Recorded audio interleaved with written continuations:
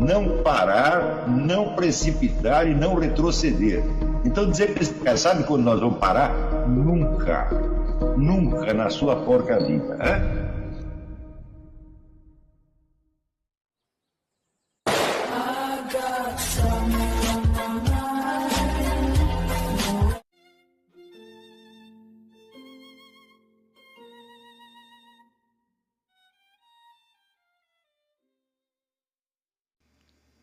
E aí pessoal, tranquilo? Então vem aqui antes do vídeo começar, pedir para vocês se inscreverem, quem não for inscrito, compartilhar, curtir, comentar. Quem puder seja membro do canal, que isso ajuda bastante. Tem também o link do Apoia-se. Quem puder ajudar nosso canal e apoiar financeiramente vai ser muito bem-vindo. Mas o mais importante é transmitir o conteúdo e os conhecimentos do professor Olavo de Carvalho para mais e mais brasileiros. Então compartilhe e ajude aí nossa causa. Muito obrigado a todos os membros, apoiadores do canal. Fico muito feliz. Tenho certeza que a gente está no caminho certo. Então fiquem com o vídeo e até mais. Valeu! Mas não, como nós sabemos isso?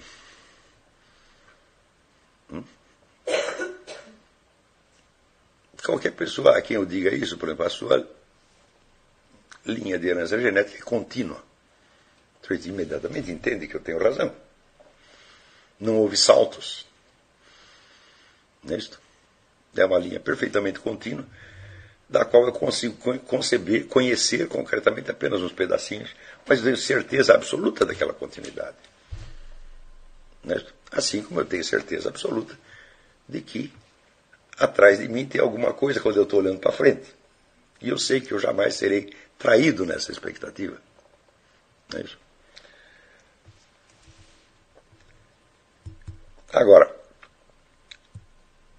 por exemplo, quando você acompanha, existe um gênero literário que é muito interessante, que são os seus romances de família, como, por exemplo, Buddenbrook, do Thomas Mann, né?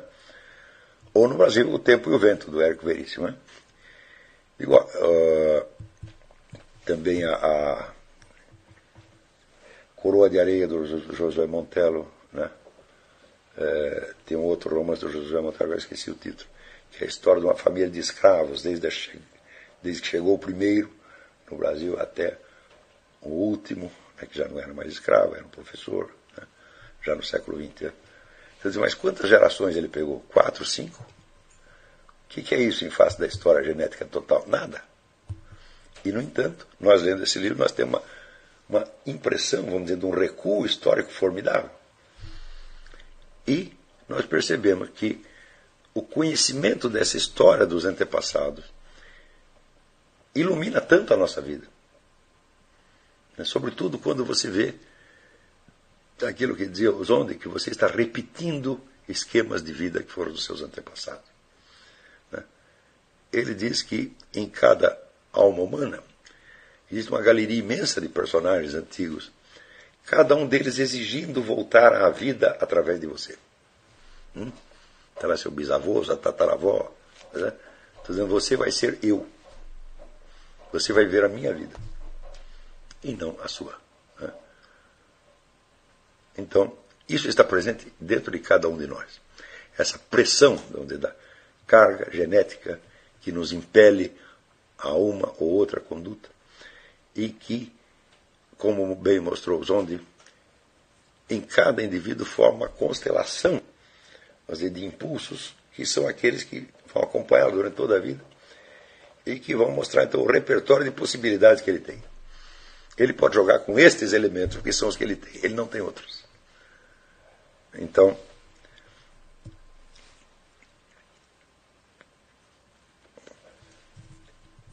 com um esforço de abstração monstruoso, o Zonde conseguiu, vamos dizer, reduzir esses impulsos fundamentais a 8.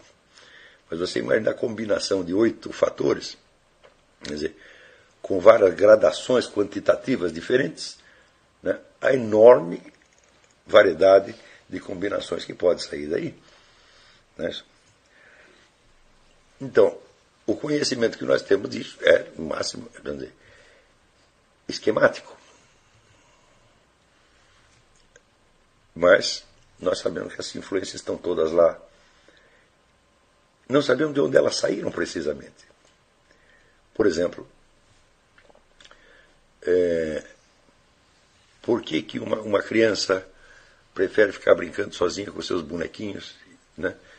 Enquanto outra quer sair, encontrar outras crianças, brincar fora, etc, etc. Porque uma criança tem um tônus vital mais alegre, tá certo? E outra é mais tristonha, mais melancólica. Tudo isso vem pronto, gente. Isso é carga genética. E daí nós dizemos, eu sou assim. Né? Você se identifica com esses impulsos, com esses sentimentos, como se fossem os seus. Mas eles não são seus ainda. Né? Serão seus a hora que você, vamos dizer, tiver um eu formado. E a formação desse eu depende de um arranjo que você vai fazer entre os seus vários impulsos, alguns dos quais podem ser contraditórios entre si, de modo que você não pode atender os dois ao mesmo tempo. E você vai ter que fazer um arranjo. Ou você elimina um, sobrepõe um ao outro, ou você faz uma combinação, ou você faz uma coisa durante um tempo, a outra durante outro tempo. Quer dizer, todo esse arranjo é que vai compor a figura da sua personalidade e vai dar ao seu eu um formato reconhecível. De tal modo que você saberá o que é natural para você e o que não é. E quando forçado pela circunstância a agir de uma maneira que não lhe é própria, você sabe que você está fora do seu elemento. Não é isto? Por exemplo, uma escolha de trabalho. Você quer trabalhar nisso aqui, mas seu pai quer que você trabalhe na outra coisa. Por que você sabe que esta outra coisa não lhe serve? Hã? Se o próprio pai está querendo que você faça isso, é porque, vamos dizer, há alguma relação com a herança genética. Isso tem. Só que dentro dos vários componentes genéticos da sua personalidade, não é isso que você escolheu. Ele pode estar presente dentro de você, tá certo? Mas não é aquele que você quer enfatizar, puxar para o primeiro plano. Tá certo?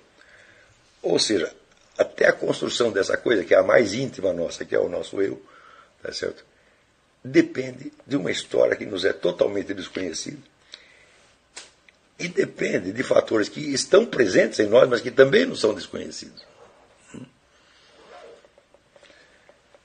Agora, se isso é assim, vamos dizer, até na existência concreta do indivíduo humano, quanto que é alguém que tem uma continuidade física no tempo e no espaço, desde o momento da sua geração até o momento da sua morte, ele só vai se decompor na morte, né?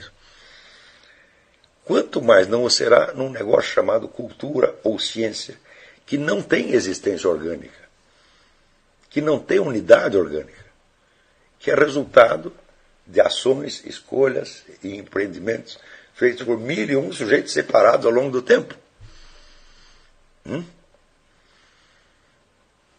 Se você falar, por exemplo, vamos aqui estudar, sei lá, a evolução literária do país, né? É uma figura de linguagem. Né?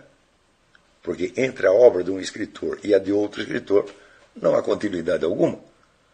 Mesmo que o segundo, o escritor mais recente, decida imitar o anterior, ele não pode imitar 100%.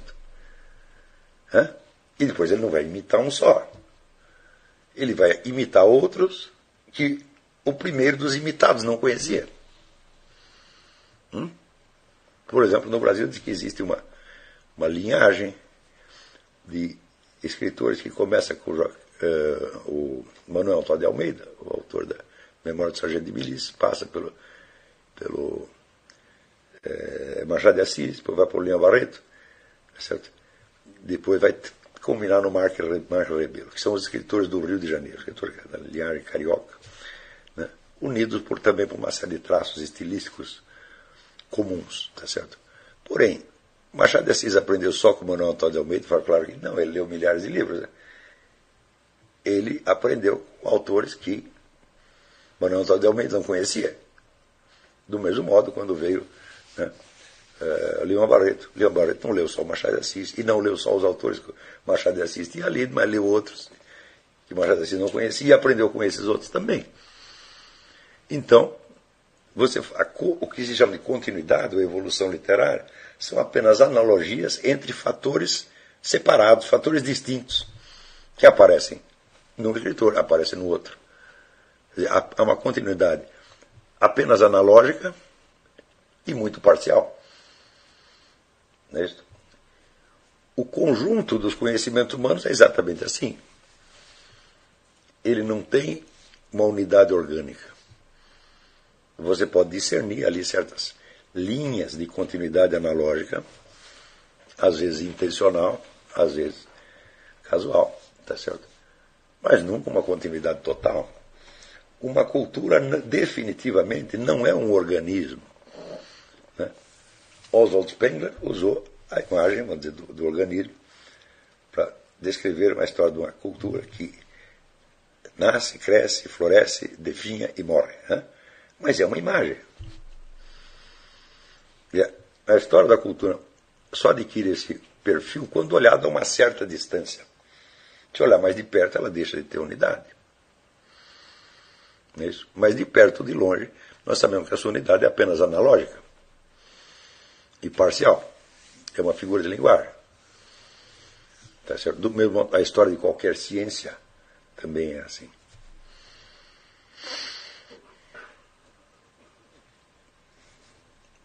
Então, quer dizer, nós estamos num mundo, né, mundo físico objetivo, composto de continuidades desconhecidas, e aquilo que chamamos de conhecimento desse mundo é uma série de descontinuidades quase caóticas.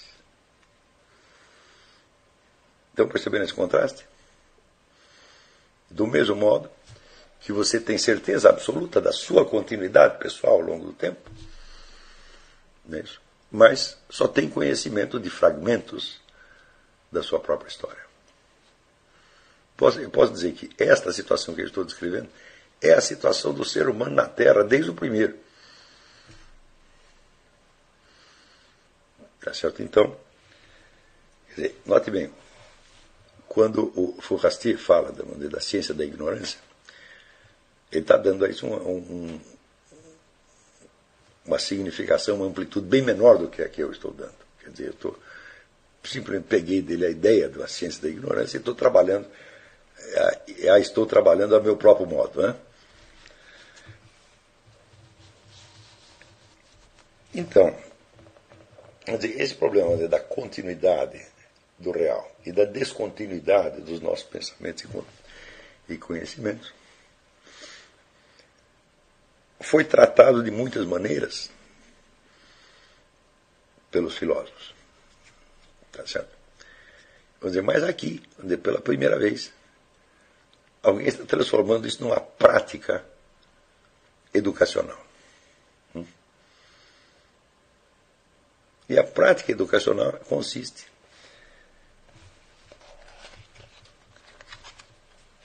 essa prática educacional consiste em qualquer que seja o assunto que você está estudando ou tentando entender, você tentar compor imaginariamente a estrutura, vamos dizer, dos lugares vazios que tem no seu conhecimento do assunto. Primeiro, aquilo que você jamais poderá saber, com o qual você vai ter que contar para poder entender aquilo que você está tentando entender, né? E segundo, aquilo que você pode conhecer, mas que é muito difícil de conhecer.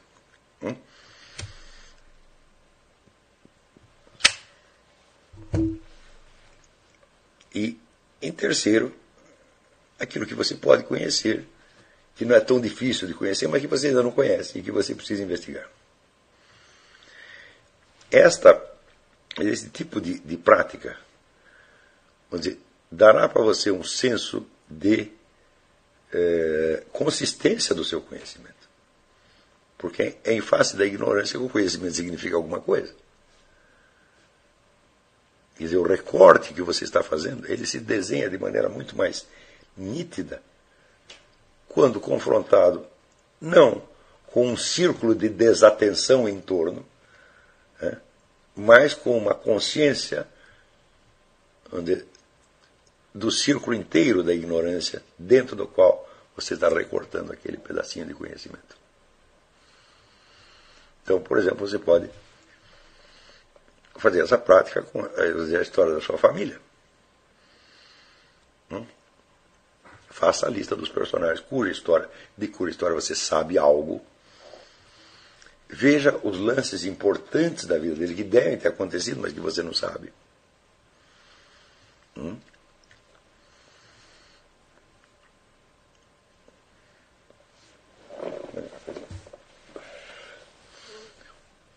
Eu, por exemplo, tenho um parente remoto que morreu num acidente com arma de fogo. Até hoje ninguém sabe, isso faz várias gerações, até hoje ninguém sabe se foi um acidente ou se foi um suicídio. Não dá para saber. Quer dizer, aconteceu o acidente ou ele deixou que acontecesse.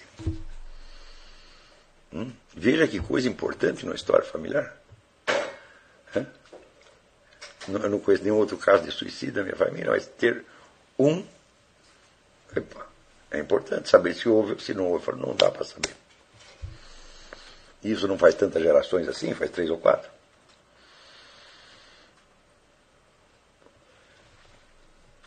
Então, isso não é um assunto remoto, é um assunto que, vamos dizer, me é próximo. Afinal de contas, 3 ou 4 gerações, então a carga hereditária do cidadão está ali em mim, de alguma maneira. Né? Ou quando você vai estudar qualquer assunto, tenta imaginar as lacunas possíveis. E daí você vai ver que aquele recortezinho que você fez é realmente uma coisa preciosa, porque é uma zona de segurança num mar de dúvidas. Quando nós prestamos atenção exclusivamente no conhecimento e deixamos o círculo de ignorância pairar em torno de nós apenas, vamos dizer, como uma zona indigna de atenção, o conhecimento perde significação. Então, nenhum conhecimento só pode ser comparado com outro, tá certo? Mas ele não tem um perfil definido, porque esse perfil está no limite entre o que você sabe e o que você não sabe, entre conhecimento e ignorância. Não é isso? Com base nisso, você pode depois fazer outras especulações, não sobre o seu círculo de ignorância pessoal, mas sobre o círculo de ignorância de uma determinada ciência. Quais são os fatores importantes para o desenvolvimento daquela ciência que ela ignora completamente e que ela jamais poderá ter acesso àquilo?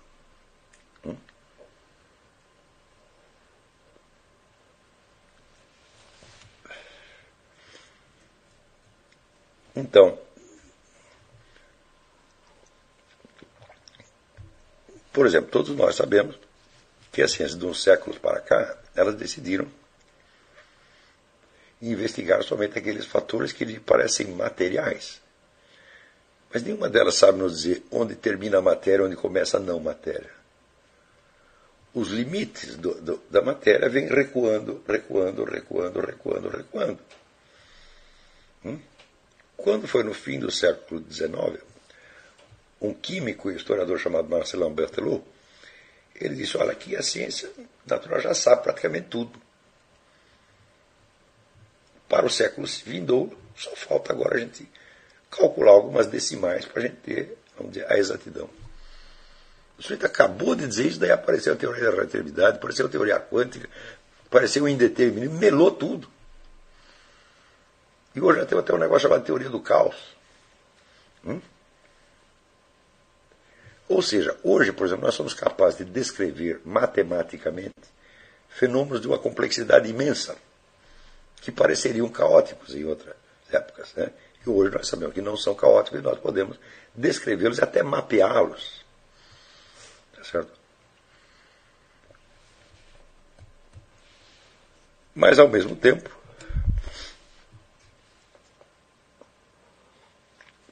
aquelas bases que pareciam ser as mais simples do conhecimento da matéria se tornaram mais complexas do que qualquer outra coisa.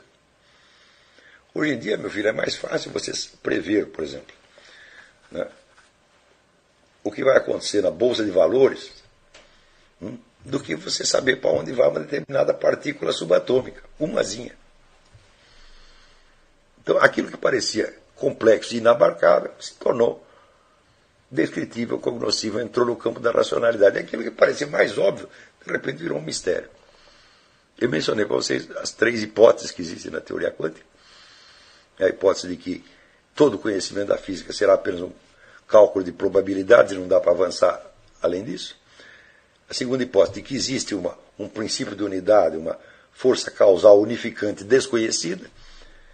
E a terceira de que existem várias forças causais inconexas umas com as outras, ou seja, existem vários universos ao mesmo tempo.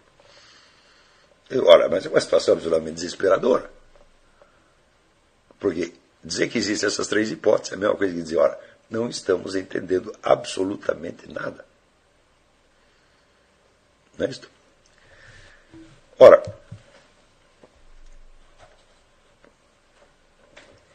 no entanto, existe, por outro lado, existe uma autoridade pública das ciências. Essa autoridade consiste em que ela, tendo limitado o seu campo de estudo, quer dizer, aos processos que são mais obviamente descritíveis e matematizáveis,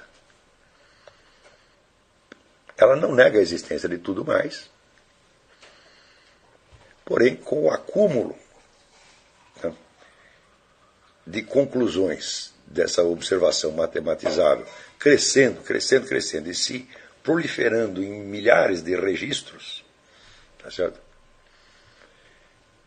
Esses registros se acumularam de tal modo, formando bibliotecas, arquivos, né, milhões de revistas científicas, né, a rede internacional de publicações científicas se acumularam de tal modo que isso criou em cima do universo existente uma segunda camada de universo, que é o universo dos conhecimentos científicos inacessíveis ou incompreensíveis, a qual se tornou tão complicado quanto o universo físico real, que foi o ponto de partida das ciências físicas. Então, qual é o princípio de racionalidade subjacente a esse conjunto de conhecimentos e à existência dessa infinidade de registros? Qual é o verdadeiro padrão de organização da ciência como um todo? Ninguém sabe. Então, o mundo da ciência se tornou tão misterioso quanto o mundo físico. Então, nem mesmo quais são os princípios válidos do método científico nós temos certeza. Se você, nas escolas, né, ensina assim, você delimita um conjunto de dados, você reúne os dados, né, faz uma hipótese, faz uma experimentação e está tudo resolvido. Isso é absolutamente ridículo. Isso nunca acontece. Né? Isso é como a criança de ginásio imagina a ciência. Né? Se a coisa fosse assim tão simples, né, não haveria diferença entre o ensino da ciência no ginásio e a prática da ciência. Né?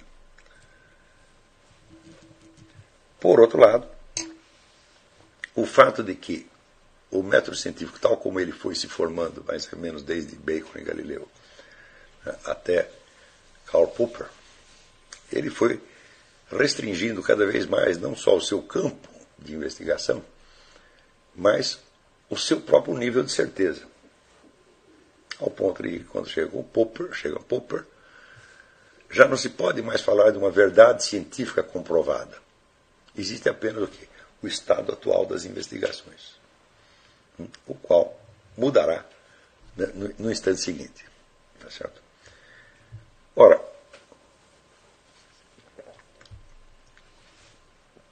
por outro lado, o crescimento desses registros... Tá? Peraí, se você ficar bem atrás da câmera, você atrapalha meu cérebro.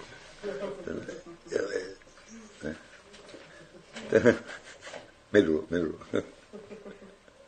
A câmera é como se fosse uma pessoa, tem aqui a classe, né? Daí tem os outros que estão aqui em volta. Então,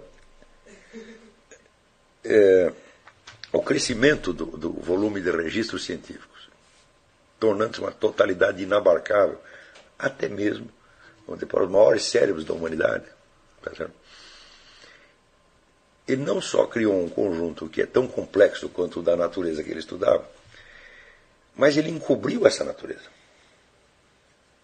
De modo que hoje, o que nós estudamos não é mais a natureza física que os primeiros cientistas na Grécia ou ainda na Renascença estudavam.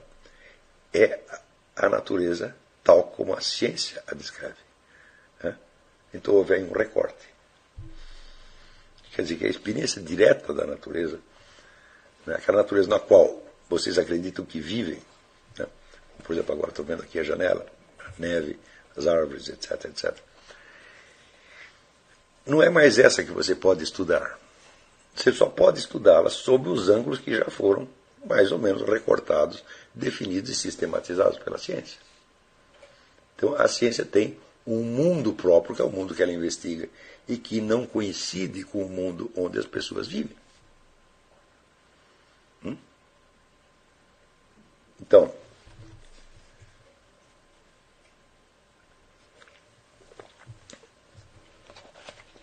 não há nenhum jeito de você partir das suas impressões sensíveis e construir, a partir disso, uma investigação científica. Você vai ter que usar, você pode usar suas impressões sensíveis, mas elas terão que ser mediatizadas por todas as distinções e seleções já operadas por tal ou qual ciência ao longo da sua história.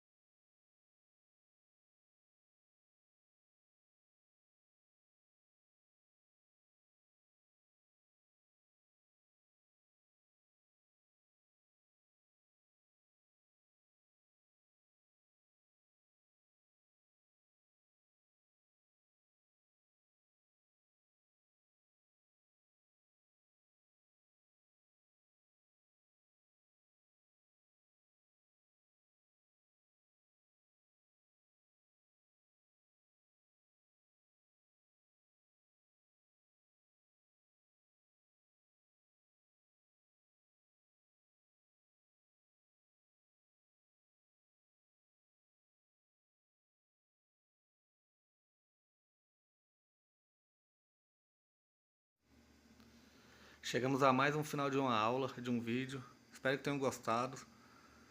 Quem não se inscreveu ainda, se inscreva, compartilhe, comente. Ajude o nosso canal, apoie, seja membro. E ajude o nosso canal a chegar a cada dia a mais brasileiros que precisam muito do conhecimento do professor Olavo de Carvalho. Então é isso aí, fique com Deus, até o próximo. Valeu! Então é isso aí, pessoal. Que é o nosso canal. Que são alguns livros que eu já li. A maioria foi doação, mas alguns eu adquiri, professor Olavo de Carvalho. Alguns livros se perderam aí que eu emprestei. Professor Alexandre Costa. A Bíblia Sagrada. 10 lições sobre Karl Marx. Indico a não ler esse livro, que é muito ruim mesmo. Alguns pensadores aqui que realmente, como o professor Olavo de Carvalho disse, não são pensadores. Valeu, tamo junto aí. Apoie nosso canal, seja membro.